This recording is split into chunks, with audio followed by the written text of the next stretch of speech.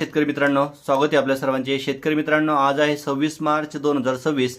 शेतकरी मित्रांनो, कापूस उत्पादक शेतकऱ्यांसाठी अतिशय महत्त्वाचा व्हिडिओ आहे।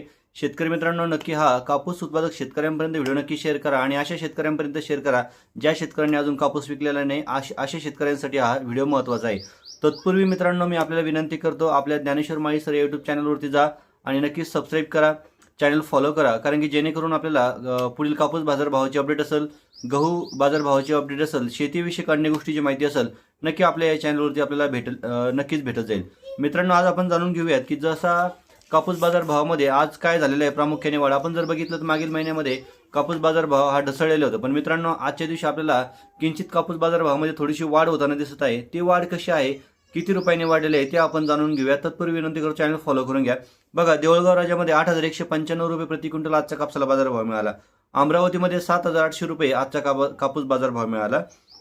सावनेरमध्ये 7600 रुपये प्रति क्विंटल, सेलूमध्ये 8150 रुपये प्रति क्विंटल, राळेगावमध्ये 8140 रुपये, उमरेडमध्ये 7790 रुपये, वरोरामध्ये 7840 रुपये, काटोलमध्ये 7600 रुपये प्रति क्विंटल, भिवापूरमध्ये 7760 रुपये, सिंधी सेलूमध्ये 8100 रुपये प्रति क्विंटल, हिंगणघाटमध्ये 8135 रुपये, वर्ध्यामध्ये 7900 रुपये प्रति क्विंटल, वर्ध्यामध्ये 7900 आणि पुलगावमध्ये 8325 रुपये प्रति क्विंटल।